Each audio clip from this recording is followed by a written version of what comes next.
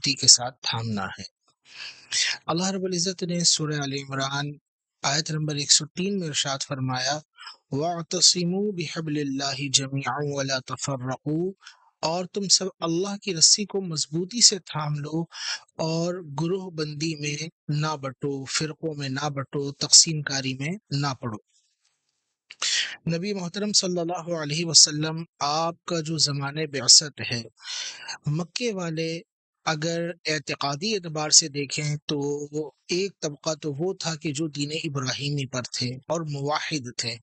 اور ایک بڑی تعداد وہ تھی جو بتوں کی پوجا پاٹ میں مصروف عمل تھے، اور انہوں نے اپنے ہی ہاتھوں سے تراشیدہ اصنام کو اپنا معبود بنایا ہوا تھا، اور اپنے ہی ہاتھوں سے بنائے ہوئے دیوی دیوتاؤں کی وہ پوجا پرستش میں مصروف عمل تھے۔ ساتھ ہی اگر ان کے اخلاقی معاملات کو دیکھا جائے تو لڑنا، آپس میں جنگ و جدال، یہ ان کی طبیعتوں کا حصہ بن گیا تھا۔ بعض اوقات اگر کہیں جنگ چھڑی آتی ایک قبیلے کی دوسرے قبیلے کے ساتھ تو دسیوں سال وہ جنگ چلتی رہتی، لیکن اس کا اختتام نہ ہوتا اور دشمنی نسل در نسل آگے منتقل ہوتی چلی جاتی۔ تو ان میں بھائی چارگی، آپس میں ایک دوسرے کے ساتھ حسن سلوک، اسی طرح رواداری کے معاملات، یہ بہت ہی ابتری کی حالت میں تھے۔ بہرحال اعتقادی اعتبار سے بھی وہ تقسیم، اخلاقی اعتبار سے بھی تقسیم، معاشرتی اعتبار سے بھی تقسیم، ہر اعتبار سے پستی والا زمانہ تھا، پستی والا دور تھا۔ اس زمانے جاہلیت میں اللہ نے اپنے حبیب لبیب، حبیب مکرم صلی اللہ علیہ وسلم کو مبعوث فرمایا، حضور نے اعلان نبوت فرمایا، اور آپ کی جو دعوت تھی وہ دعوت یہ کہ تم سب اللہ رب العزت کے ایک ماننے پر جمع ہو جاؤ کہ وہ ایک ہے، اس بات پہ اپنے آپ کو جمع کرو، قرآن اللہ کی کتاب ہے، اس پر اپنے آپ کو جمع کرو، اور میں اللہ کا آخری نبی ہوں، یعنی رسول اللہ، آپ نے اعلان فرمایا کہ میں خاتم النبیین ہوں، میں اللہ کا آخری نبی ہوں، اپنے آپ کو اس بات پر جمع کرو۔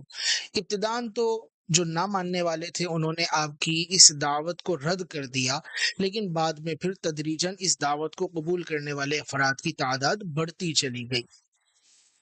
اب یہ جو دعوت کی قبولیت کا معاملہ ہوا اور وہ پیغام جو مکے میں تھا، مکے سے نکل کر حبشہ، حبشہ سے مدینہ، اور پھر اطراف عرب میں وہ پھیلتا چلا گیا، تو اللہ رب العزت نے قیامت تک کے لیے اس دین کو باقی رکھنا ہے، اور قیامت تک کے لیے لوگوں کے واسطے معیار ہدایت و کلام مجید فرقان حمید کو قرار دیا گیا۔ اب جو نسل آدم ہے اس کی فلاح، اس کی بہبود اور اس کی کامیابی اور کامرانی اسی میں ہے کہ وہ اپنے آپ کو نبی محترم صلی اللہ علیہ وسلم کی غلامی سے وابستہ کر لے، حضور کے قدمین سے اپنے آپ کو جوڑ لے، اور قرآن کو اپنے لیے معیار ہدایت مقرر کر لے اور قرآن سے ہدایت حاصل کرے۔ ہم لوگوں کو دیکھتے ہیں کہ وہ فکری اعتبار سے، نظریاتی اعتبار سے مختلف گروہوں میں تقسیم ہوتے ہیں، لیکن اسلام نے ہم سب کو نظریاتی اعتبار سے، یعنی اعتقادی طور پر عبادت ہو، الوہیت ہو، اسی طرح شرعی جو احکامات ہیں، ان سب معاملات میں ہمیں ایک لڑی کے اندر پرو دیا ہے۔ دنیا میں کروڑوں کی تعداد میں مسلمان ہیں، ان سب کا عقیدہ ایک، اللہ ایک ہے۔ کروڑوں مسلمان، ان کا عقیدہ ایک کہ قرآن اللہ کی کتاب ہے۔ کروڑوں مسلمان، ان کا عقیدہ یہ کہ نبی محترم صلی اللہ علیہ وسلم اللہ کے آخری نبی ہیں۔ کروڑوں مسلمانوں کا عقیدہ ایک کہ ہم نے مرنے کے بعد دوبارہ اٹھنا ہے، اللہ کی بارگاہ میں حاضر ہونا ہے، اور وہ جسے روز جزا کہا جاتا ہے، وہاں پہ ہمارے کیے کی پرسش ہوگی، ہمیں اپنے اعمال کی جواب دہی وہاں پہ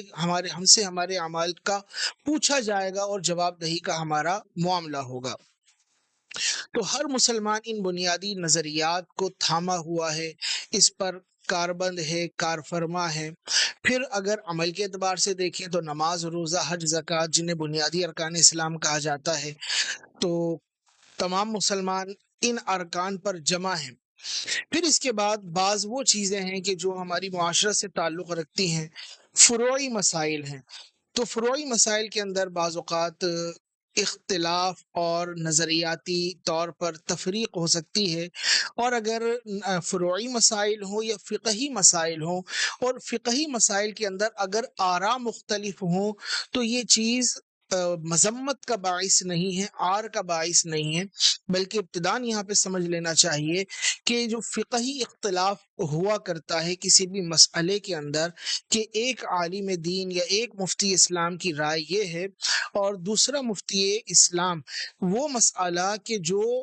مطلب مجتہد فی ہے، جس میں عالم کو اپنی رائے کو پیش کرنے کا اختیار ہوتا ہے کہ وہ دلائل شرعیہ کی روشنی میں جو اس کے سامنے دلائل ہیں وہ ایک نتیجہ اخذ کرتا ہے، اور دوسرا اپنے علم کی روشنی کے اندر ایک نتیجہ اخذ کرتا ہے، تو بعض اوقات اس کی رائے اور اس کی رائے میں کچھ اختلاف ہو سکتا ہے، لیکن دونوں کا مقصد اللہ کی رضا، دونوں کا مقصد امت کو فائدہ پہنچانا، دونوں کا مقصد درستگی تک پہنچنا ہوتا ہے۔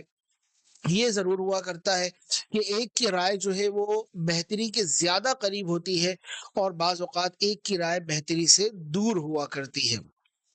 تو یہ جو معاملہ ہے کہ ایک اس کو بھی فالو کیا جا رہا ہے، اس کو بھی فالو کیا جا رہا ہے، یہ جو اختلاف ہے فقہی اختلاف، تو اس کے بارے میں حدیث میں آیا کہ اختلاف امتی رحمتن، کہ میری امت کا جو اختلاف ہے، علماء کا اختلاف، یہ رحمت ہے، کہ کسی ایک مسئلے کے بارے میں جو مجتہد فی ہے، ایک فقی کی رائے کچھ اور ہوگی، دوسرے فقی کی رائے کچھ اور ہوگی، جیسا کہ حضرات صحابہ کرام علیہم الرضوان وہ مسائل کے جو منصوص ہیں قرآن کے اندر، احادیث طیبہ میں واضح ہیں، اس میں تو کوئی دو رائے ہے ہی نہیں، اس میں تو سب نے اسی پر رہنا ہے کہ جو بیان کیا گیا۔ ہاں، وہ مسائل کے جس کے اندر شریعت نے علماء کو، فقہا کو یہ اجازت دی ہوتی ہے کہ وہ زمانے کی تبدیلی کے ساتھ جو ان کو اللہ نے علم دیا ہے اس علم کے مطابق فیصلہ کر سکتے ہیں۔ مثال کے طور پر آپ نے سنا ہوگا کہ الکحل کا معاملہ یا اسپرے سینڈ جو ہے، پہلے علماء یہ بیان کرتے تھے کہ اسپرے سینڈ جو ہوتا ہے اس میں الکحل کی آمیزش ہوتی ہے، اگرچہ قلیل مقدار میں ہوتی ہے، اور الکحل جو ہے یہ ممنوع ہے، تو اس کو اگر اسپرے سینڈ میں ملایا گیا اور اس کو لگا لیا گیا تو پھر نماز کی عدم درستگی کا حکم دیا جاتا تھا۔ لیکن جب دیکھا گیا کثیر تعداد میں لوگ اس میں مبتلا ہو گئے اور ان کا بچنا بھی دشوار ہو گیا، کیا عوام، کیا خواص اس معاملے میں مبتلا ہیں، اور الکحل کے بارے میں اگر فی نفسی ہی دیکھا جائے تو نہ قرآن کے اندر ممانعت، نہ حدیث طیبہ کے اندر ممانعت، ہاں اس جہت سے ممانعت ضرور تھی کہ وہ ایک قسم کی اس کو اسپرٹ کہا گیا اور اس کے اندر مخامرت العقل والا ایک معاملہ تھا، لیکن جب اس کا استعمال اس طرح کی معاملے کے اندر ہوا، اس فارم کے اندر ہوا، تو ابتداً اس کو منع ہی کیا گیا، لیکن جب اس میں لوگوں کا ابتلا ہوا تو لوگوں کو مشقت سے بچانے کے لیے، چونکہ اسلام دین آسان دین ہے، اور اللہ نے، رسول اللہ نے فرمایا بشروا ولا تنفروا، خوشخبری سناؤ، نفرت نہ پھیلاؤ، خوشخبریاں سنائی جائیں، تو علماء نے اپنی اس رائے کو واپس لیا اور اس پرسینٹ کے بارے میں یہ حکم دیا کہ یہ جائز ہے۔ اصل جو چیز ہے وہ تھی شراب، اور شراب پر قیاس کر کے جتنی بھی مخامرت العقل اشیاء تھی ان کو بھی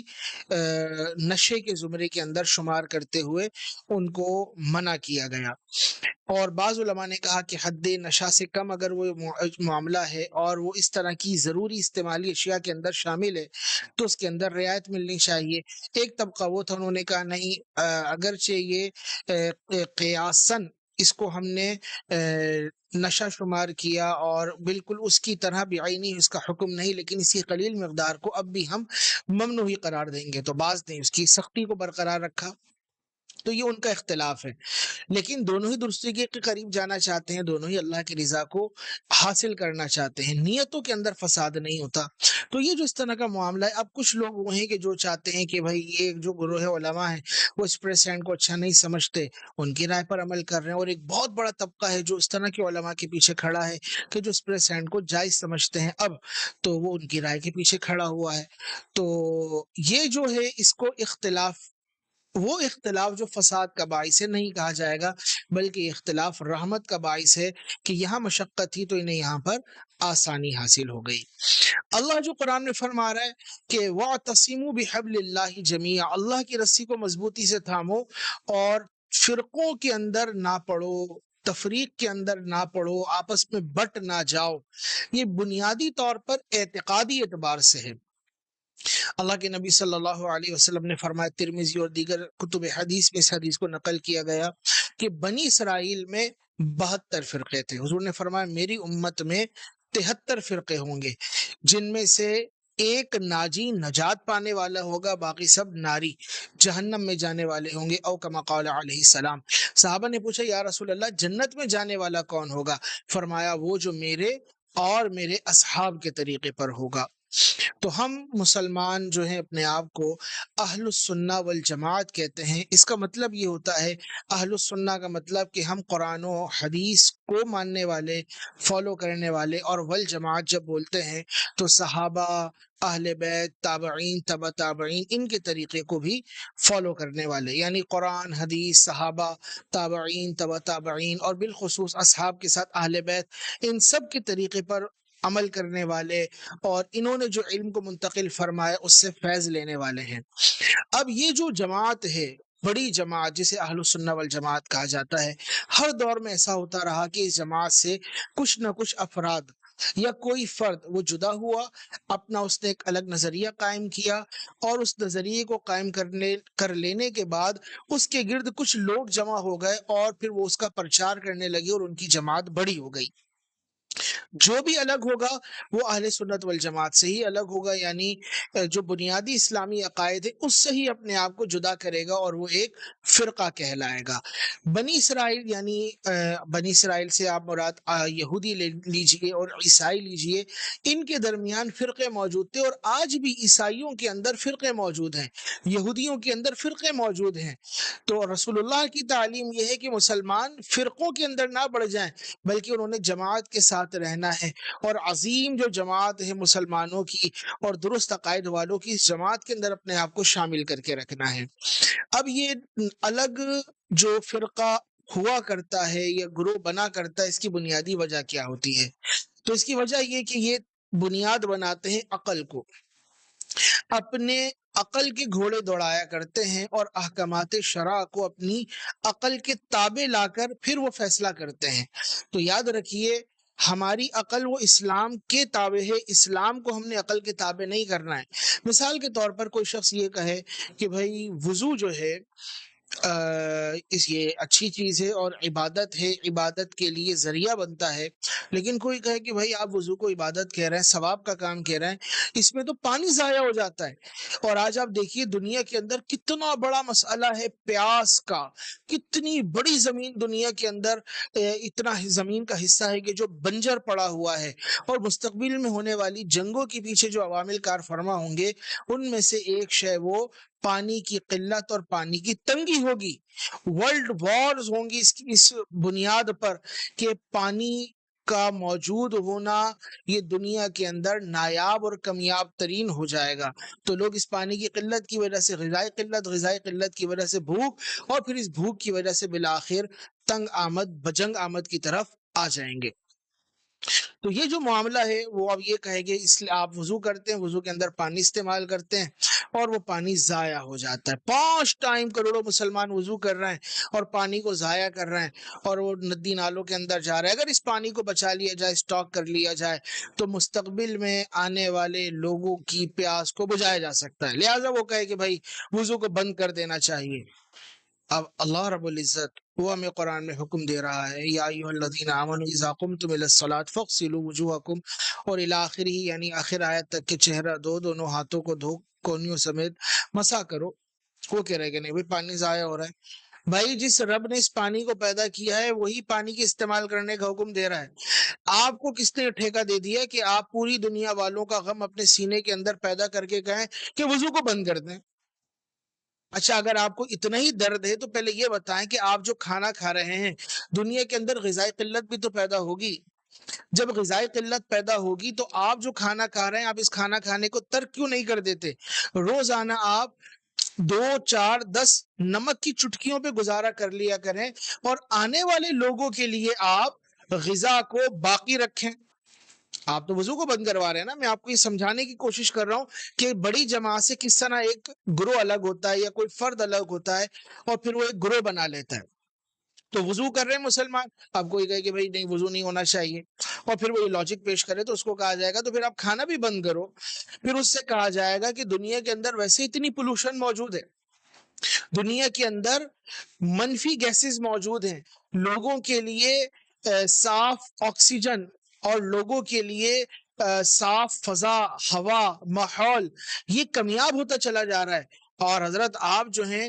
ہوا تو اپنے اندر کھینچتے ہیں صاف، یعنی آکسیجن آپ کے اندر جاتا ہے، لیکن جب آپ اس کو باہر نکالتے ہیں تو کاربن ڈائی آکسائڈ بنا کر آپ نکال رہے ہوتے ہیں۔ تو آپ ایسا کریں، آپ شہر سے دور چلے جائیں، پھر کہاں جائیں؟ کسی گاؤں میں چلے جائیں، وہاں پر بھی آپ جا کے ماحول کو آلودہ کریں گے تو آپ کاربن ڈائی آکسائڈ وہاں پہ کیوں چھوڑ رہے ہیں؟ آپ وہاں سے بھی نکل جائیں۔ پھر کہاں جائیں؟ کسی جنگل میں چلے جائیں، تو بھائی جنگل کے اندر آکسیجن موجود ہے اور وہاں پہ آکسیجن کے سورسز کے طور پر وہاں پہ درخت موجود ہیں، لیکن آپ وہاں جا کے کیوں کاربن ڈائی آکسائڈ کا اخراج کر رہے ہیں اپنے ذریعے اور وہاں کے ماحول کو بھی خراب کر رہے ہیں؟ پھر کہاں جائیں؟ پانی کے اندر چلے جائیں، سمندر میں چلے جائیں، تو وہاں پہ ہلاکت واقع ہو جائے گی۔ تو یہ ہے عاجز ہو جانے والی صورت۔ تو اگر کوئی فرد آ کر یہ کہے کہ یوں کر لیں یوں کر لیں، احکامات شرع کو تبدیل کرے، اور پھر وہ یہ کہے کہ میری عقل یہ کہہ رہی ہے، تو اس کو کہا جائے گا آپ اپنی عقل کو اپنے پاس رکھیے، عقل کو اسلام کے تحت رکھنا ہے، اسلام کو عقل کے تحت ہم نے نہیں رکھنا۔ تو ہر دور میں اسی طرح ہوا کہ بعض اس طرح کے مفکرین، نام نہاد اپاہج مفکرین، انہوں نے غلط نظریات قائم کیے اور غلط نظریات پہ لوگوں کو جمع کیا، اور وہ ایک فرقے کی صورت میں نمودار ہوئے اور بہت بڑے پیمانے پر وہ گمراہی کا سبب بن گئے۔ اور ہر دور کے اندر اس طرح کے افراد اور گروہ جو ہے یہ وجود میں آتے رہتے ہیں اور لوگوں کے لیے خرابی اور بگاڑ کا سبب بنتے ہیں، اور بالخصوص ان کا نظریہ یہ ہوتا ہے کہ ہم صحیح ہیں باقی سب غلط ہیں، میں صحیح ہوں باقی سب غلط ہیں، ہم جو کہہ رہے ہیں، ہم نے جو سمجھا ہے، ہم نے جو بیان کیا ہے یہ درست ہے باقی سب غلط ہیں۔ بھائی کیسے غلط ہو سکتے ہیں؟ مسلمانوں کی 1400 سالہ تاریخ کے اندر اگر آپ کہہ رہے ہو کہ میں درست ہوں، میری فکر درست ہے، جو میں نے سمجھا ہے وہ درست ہے، باقی سارے غلط تھے، تو 1400 سال کے اندر جتنے لوگ ہیں تو پھر وہ آپ کہاں پہ جائیں گے؟ آپ کی رائے کے مطابق کیا وہ معاذ اللہ جہنم میں جائیں گے؟ جنت میں جانے والے تنہا آپ ہو، یا آپ کے کچھ فالوورز ہیں، یا جو آپ کے نظریے پر ہیں بس وہ لوگ جنت میں جائیں گے؟ تو آپ خود پہلے کہاں تھے؟ پہلے آپ اسی جماعت میں تھے، اس جماعت سے نکل کر آپ ایک الگ نظریہ رکھنے والے، الگ فکر رکھنے والے فرد کی حیثیت سے معاشرے میں متعارف ہوئے، اور پھر آپ کے گرد لوگ جمع ہو گئے، جو ہر دور میں ہو جایا کرتا ہے۔ اگر ایک مداری بھی ڈگڈگی بجاتا ہے اس کے گرد بھی لوگ جمع ہو جاتے ہیں۔ تو چل جائے کہ یہ کہ کوئی مذہبی گیٹ اپ بنا لے اور پھر وہ لوگوں کو اپنے گرد جمع کرے، قرآن کے نام پر شہد دکھا کر زہر پلانا شروع کر دے، تو ایسے افراد وہ معاشرے کے اندر تفریق پیدا کرتے ہیں، طاقت کو تقسیم کرتے ہیں، گروہ بندی پیدا کرتے ہیں، بد امنی پیدا کرتے ہیں، لوگوں کی جو روحانی قوتیں ہیں ان کو سلب کر لیا کرتے ہیں، ان کی جو فکری مضبوطی ہے اس پہ ضرب لگا کر ان کو تذبذب کی کیفیت میں ڈال دیا کرتے ہیں۔ تو اس طرح کے جتنے بھی فکری دہشت گرد ہیں، جی ہاں، اس طرح کے جتنے بھی فکری دہشت گرد ہیں ان سے ہم نے اپنے آپ کو بچانا ہے، اور 1400 سال کے اندر جو اہل اللہ نے ہم تک دین پہنچایا ہے اس دین کو تھام کے رکھنا ہے کہ اللہ نے قرآن میں فرمایا ہے وَاعْتَصِمُوا بِحَبْلِ اللَّهِ جَمِيعًا وَلَا تَفَرَّقُوا، اللہ کی رسی کو مضبوطی سے تھامو۔ اللہ کی رسی کیا ہے؟ وہ قرآن ہے۔ بتائیے قرآن آپ کو کہاں سے ملا؟ وہ 1400 سال کے اندر یہ واسطہ ہے کہ رسول اللہ کے ذریعے اصحاب کے ذریعے تابعین، تبع تابعین، علماء، اور پھر یہ ہوتا ہوا آج ہم تک پہنچا۔ احادیث کا بھی اسی طرح سلسلہ ہے، اسلام کا بھی یہی معاملہ ہے۔ تو یہ کڑی در کڑی، سلسلہ در سلسلہ ہم تک پہنچا ہے۔ کوئی یہ کہے کہ بس ڈائریکٹ اب میں 1400 سال کے بعد وہاں کے فیض کو خود اخذ کر رہا ہوں، تو اس کو مخبوط الحواسی ہی کہا جا سکتا ہے۔ اس کو خوش فہمی ہی کہا جا سکتا ہے، جس کا کوئی علاج نہیں، اور سب سے بڑھ کر اس کو فکری دہشت گردی کہا جائے گا، کہ مسلمانوں کی اجتماعیت کو توڑنے اور ان میں اس اجتماعیت میں رخنا ڈالنے اور ان کو فرقوں میں بانٹنے، انہیں گروہ بندی کے اندر بانٹنے کی کوشش کی جا رہی ہے۔ اسلام ہمیں اس بات کا درس دیتا ہے کہ آپ متحد ہو جائیں، اللہ کی رسی کو تھامیں، اللہ کی رسی قرآن ہے، اسی طرح رسول اللہ کی احادیث ہیں، یوں ہی اصحاب رسول کا دامن ہے، اہل بیت کا دامن ہے، ان کے دامن کو تھامیے، انشاءاللہ فلاح اور کامیابی کے ساتھ آپ دنیا میں رہیں گے، اور آخرت میں انشاءاللہ کامیاب افراد اور رب تعالی کی بارگاہ سے مغفرت پانے والے، انعامات پانے والے لوگوں میں انجام ہوگا۔ اللہ تعالی ہمیں ہر طرح کی فرقہ واریت سے بچائے، اور بالخصوص دہشت گرد مفکرین سے عافیت عطا فرمائے، اور جو اصل دین ہے اس پہ ثابت قدمی عطا فرمائے۔ آمین۔ وآخر دعوانا ان الحمد للہ رب العالمین۔